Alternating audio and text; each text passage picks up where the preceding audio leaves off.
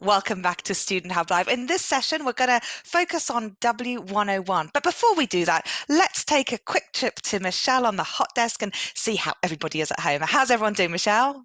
Naomi has suggested that we have an OU bake-off, and Abigail said she really likes brownies, and I am definitely a brownies fan without a doubt. Megan has suggested that we get Noel Fielding involved, and I think that's a cracking idea. Bring some Yes. entertainment to the OU for sure. Isn't there a And then baking club? I was just going to say that Tala very kindly posted the baking club information. So Tala, if you could post that again, that would be wonderful. And Katie said she's definitely going to join the baking club. Oh, So yes, we have some absolutely, yeah. amazing, amazing. In fact, at our Student Hub Live study skills workshops, we invite people to send pictures of their study buddies and also their bake-offs. And I have just been able to receive this lovely thing, which I'm going to eat in our next break. Some nice scones and raspberries. So that's super, isn't it? It's lovely being at home sometimes. That is super. And I know the postgraduate research students are asked to bake a cake that represents their research. Oh yes, that was amazing. Actually, that was a really good Yeah, and delicious challenge. They came along and let me interview and eat some of their samples, so that was I was wonderful. there. Yes. Mm. Anyway, we must crack on because I've got some wonderful guests here. I'm joined by the lovely Ash Odera, who is a student experience manager and also an associate lecturer or tutor on W101. And Ash is a very experienced tutor on this module and has taught law in a whole range of contexts, from A levels to postgraduate, and for over 15 years. And he is also a lifelong learner. That means that we're addicted to studying. I'm also a lifelong learner, and is passionate about helping students find education that will really better their lives. And we also have Charlotte Luckhurst, who's a student experience manager and also an associate lecturer on W101. She has also been tutoring for a long period of time and lecturing, and has taught students from the age of 18 to 80. Can anybody top 80 today in our chat box? I wonder. We had some very elderly people yesterday as well who were super excited to start studying. And Charlotte would like to inspire people to challenge their thinking and acquire a love of learning about the law. So we've got some things we'd Mhm. like you to fill in at home. We'd like to know, what do you think studying law is about? Now, these word clouds, you need to put 3 things in, otherwise they won't submit. But if you can't think of 3 things, just put 1 or 2 in and put a full stop or a cross. And by the way, I must just also say the chat's moving really, really fast, which is cool. But if it's going too fast and you want to scroll down, there's a pin button on the top right-hand side of the screen that you can pin, so you can see your results. So, Ash and Charlotte, what is studying law all about then? Well, I think it's interesting to sort of first of all think about what it's not about. It's not about studying boring rules. It's about challenging the way you think, really. But you also have to study the rules. You have to learn the rules and be able to understand the underlying assumptions as to how those rules have been created. So there's rules plus other things involved in studying law. Brilliant. Let's take a look and see, when we can, about what our students have filled into our word cloud. So if you haven't filled this in at home, what do you think studying law is all about? If you could fill those in, and we'll get those results in just a minute. So you're saying that it's about, we'll look at those results in just a second. You're saying, Ash, it's about what it's not. Hmm. Why is that important? Because I think before you study law, you tend to think of law as being this kind of black and white, the law is the law, but it's not always like that. The more you look into it and the more you study it, your thinking will change, and there's different interpretations, different ways you can see the same thing. Mhm. So it's not sort of static. There are different interpretations or different aspects, are there, that are important to introduce? Absolutely, absolutely. There's the kind of the right and the wrong. There are certain rules that you have to follow. You can't steal, you can't murder. But sometimes in certain situations, it's not always like that. If you're hungry, Mm. and sometimes people think that's justified because there's a moral aspect to it too.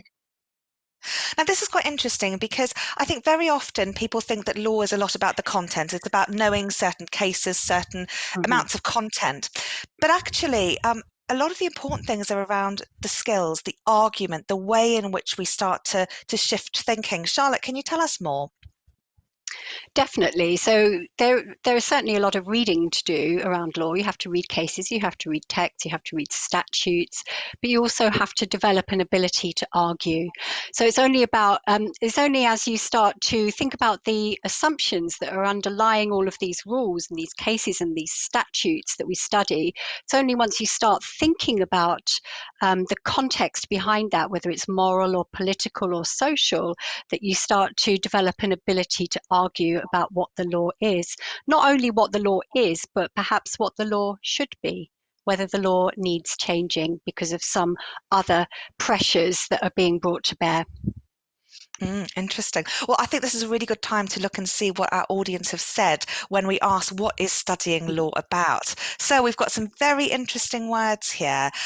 Learning and fairness are coming up as very key words. But Okay. other things that we've had are things like legal system challenge, how we keep control, justice, how society is run, dedication, principles, but also some of the skills, but interesting things that like morality, equity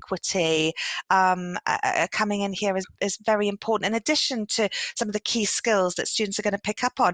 I wonder if we can sort of look at that. You've both mentioned ideas around ethics and the sense that things shift dependent on what's happening there. Can you give us a sort of example, I guess, about how a law may be dynamic in that sort of way? Well, one of the kind of key areas of law, and one of the rules that people kind of commonly understand, is that murder is bad, it's wrong, it's illegal to kill somebody. But when you think about it from another perspective, and you look at a case, for example, one of the cases you could be looking at is a case that's over 120 years old that is still used now, which was a case where 4 people were shipwrecked, and they were starving and they were cast adrift, and they had to decide on who to kill in order for the others to survive. So when they were rescued, the ones that survived were tried for murder.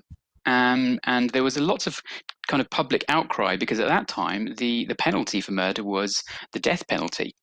And people felt a lot of sympathy for these so-called murderers who, in one respect, had to do what was necessary for them to survive. Otherwise, all of them would have survived. So it's not always black and white, cut and dry, the law. And there's that kind of moral and social aspect to it.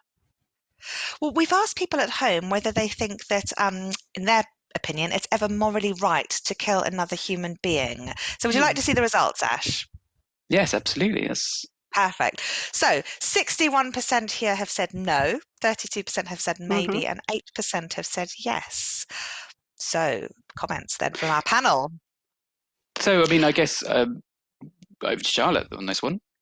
I was going to say that there's an argument sometimes that killing is justified for the greater good. So in the example that Ash spoke about, the case of Dudley and Stevens, you could argue that the needs of the 3 shipwrecked sailors outweighed the needs of the one person who was killed and very sadly eaten so that the others could survive.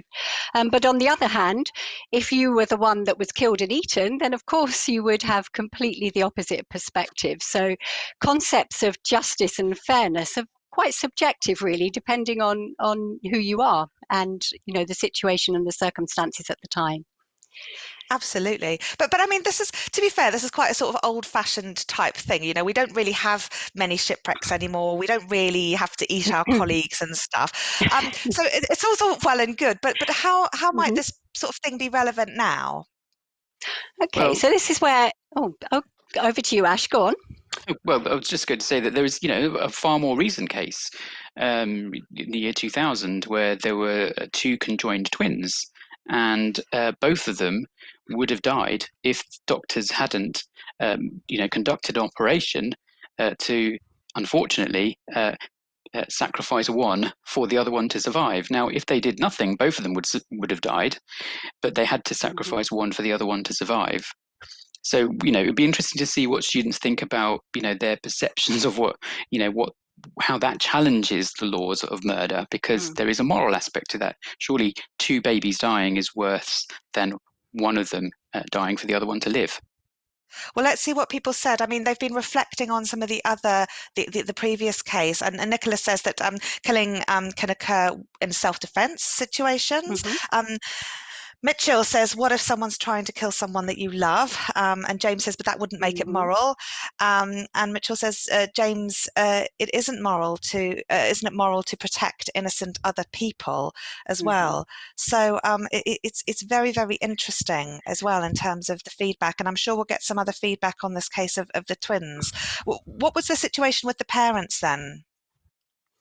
Well, the parents went to court. The doctors went to court because they wanted to get a declaration that they could legally carry out the operation, knowing that one of the babies would die.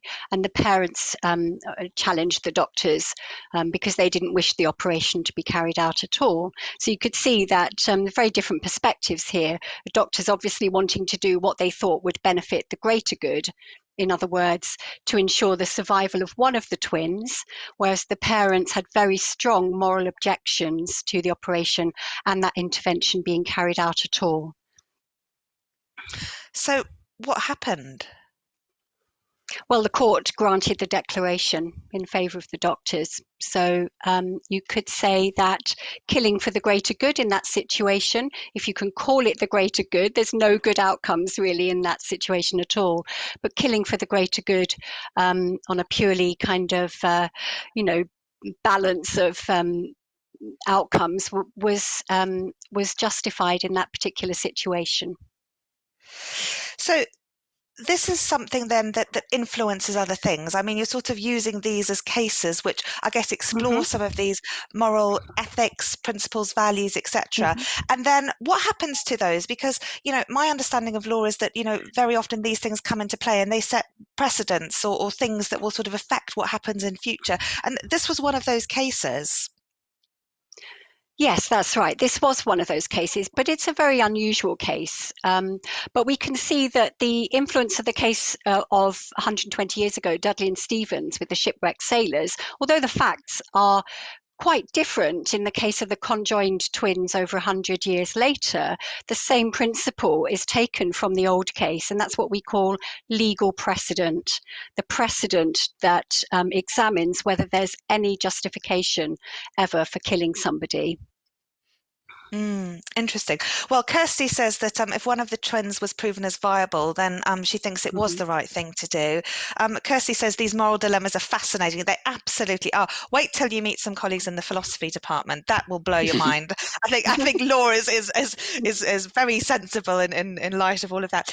Mitchell says I don't see the distinction between yes and maybe. If it is ever moral, it has to be a yes than a maybe, surely. So interesting point there as well. So this has prompted much discussion from the students. Anything you'd like to feedback on, either of you?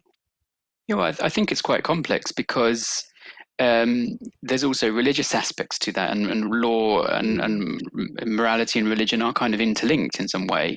So, some people would take their morals are based on religion as opposed to the law. And if the law permits necessity, murder in the cases of necessity, whereas religion doesn't, you end up with quite an interesting tension. And I think what's interesting about these is we've kind of looked at the past, an old case. We've looked at one that is kind of in the sort of the present, which is the one about the twins, but it also, there is actually a future kind of aspect to this too, in the sense that we're still in deciding on whether or not we should have laws dealing with euthanasia. So, this thing about should people be able to kill someone they love if they see them, dying and they're in some kind of, they've got some kind of terminal disease. So, these principles, these kind of the way that law shapes over time it's quite interesting. And one of the good things about studying law is that students get to appreciate and look at the past, look at the present, and think about the future too. Absolutely. So we've talked about some of these ways in which these cases can then sort of set precedents. And I guess one of the things that students will meet is how these rules are then sort of generated in terms of acts of parliament. But I wonder, Charlotte, if you can give us an example that the students may meet on the course, maybe something from parliamentary law, for example, that looks at how we're responding to some of these changing attitudes. Well, that's very interesting. Just to pick up on something that Ash said, people have tried to put pressure on Parliament to make a law which allows for assisted dying. So where a person is perhaps has a terminal illness, has not got long to live, they wish to end their life, but they're physically not capable of doing it. So at the moment, if you got your relative to help you to die, then your relative would be convicted of murder.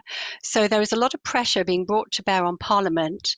Twice Parliament has tried to introduce a law that allows for assisted dying, but twice it's fallen at the first hurdle. So we can see that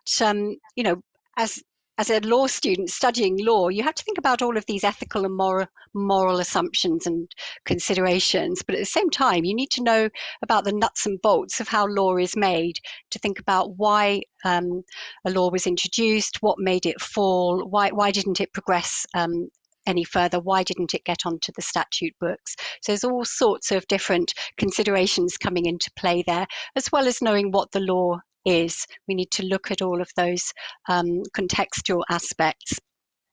And it's also not only the context of the morality and religious aspects, but also what society views. I mean, relationships have been one area that have changed substantially in recent times in terms of who we consider it appropriate to be in relationships with and how the law then impacts on that. Yes, Yeah. I mean, historically, the laws dealing with same-sex marriages have only just changed, in the last 20 or so years. Historically, it was illegal to be in a relationship with someone of the same sex, and now that's changed. And so the Civil Partnership Act was introduced because society has changed and attitudes have changed, and that the law has to constantly meet those changes. Another example would be fox hunting, for example. People feel very strongly about the rights of animals, etc. And what to some would seem like a very morally kind of right decision, which is to ban hunting, actually took a very long time in Parliament because there were lots of kind of arguments on either side of that, and the processes that laws have to go through are also quite complex. So that's one of the great things that students will get to learn on this course. How difficult it is to actually make these changes, even though that some of these issues are maybe not as controversial as others. Absolutely. Kylie says she's not studying law, but the dilemmas sound so interesting. Michelle says, okay, this is making me rethink my course choice. Nicola's enjoying the discussion. And Lydia makes a really good point. Different cultures and countries have different moral standards. None of them is right or wrong. They're just very different. That's and true. That international context is incredibly interesting. Brexit, for example, plays a whole host of issues around that for us right now as well. So can you tell us a little bit about then these shifts in I guess, what we view as acceptable and what we campaign for, and then changes that the law makes as a result of some of those? It's this process, isn't it, that students are going to get to grips with, Charlotte? Yeah, that's right. So Ash has mentioned civil partnerships. So that was civil partnerships were legalized in 2004 with the Civil Partnerships Act, and that was a result of decades of campaigning to give same-sex couples the same legal rights as opposite-sex couples. But there wasn't quite equality in 2004 because same-sex couples couldn't marry. So nearly 10 years, no, 9 years after the Civil Partnerships Act, finally pressure was brought to bear on Parliament to make a law that allowed same-sex couples to marry, so that there was full equality between same-sex and opposite-sex couples. So we can see that process of campaigning from firstly the legalization of homosexual relationships, then to giving them legal rights under civil partnerships, and then finally giving them full equality under the Same-Sex Marriage Act in 2013. Brilliant. Absolutely. The law isn't it's not like a magic wand. Things don't change automatically, in that this has happened stage by stage. Michelle Mitchell says, surely it would make sense to have a civil partnership for the state to recognise a relationship between a couple for legal reasons, and marriage should be left to the religions from which it came. Yes, absolutely. perhaps. And now, yeah. right, people from same-sex marriages can now have the same rights in terms of have a civil partnership. They don't have to get married in the religious context anymore. So in a sense, there's proper equality now for everybody, and that's really exciting. Yeah. Brilliant. One of the things people have been filling in at home is some of the things that students need to know to study law. So let's take a look at the poll in which we asked students. So here's what they said. 77% say that they need to know about how laws are made in Parliament. The next popular is about how society thinks of these issues, what individuals think of these issues, and how these things have worked. So very interesting take here in terms of what priorities are for students. Because as we've said, you know, it's not a dry subject. What are our panel's responses to this, Ash and Charlotte? Well, I think there are certain dry elements of the law, but you've also got to think about the wider purpose of why you're studying the process of parliamentary lawmaking. And while you might have to study the rules which were created by courts in cases which we know as binding precedents, you also need to know why the courts came to that decision that they did and not to an opposite decision. So there's a mixture of both. Yes, you've got to learn rules, you've got to learn processes, you've got to learn nuts and bolts of how the legal system works, but for a much wider purpose, so that you can get into the really interesting stuff that we've been talking about and those moral dilemmas that we face and that the law deals with. Wonderful. Well, we asked people at home, is there more to studying law than you think? Let's see what they said. 96% say yes. I think we've sparked a huge level of interest, Charlotte and Ash, in this subject. It's been a wonderful discussion. Thank you both so much for coming and sharing this with us and inspiring us. And if you're a law student out there, I hope this gives you an indication of some of the excellent teaching and quality of associate lecturers that you're going to meet on your study journey with the Open University. And it's also raised some of the issues and some of the skills and ways of thinking that you're going to get to grips with in your studies. How exciting. Don't worry if you're studying business. We also have some wonderful colleagues that we're going to introduce you to in our next section, and you'll always have the law colleagues for good discussion and debate. So we're going to show you some videos now. We're going to show you a video from Louise Ravenscroft about balancing work life and study, and Brian Senhauer about coping with high study intensity. Grab a cup of tea and a cake, and I'll see you after this next video for our session where we hear from some students. See you then.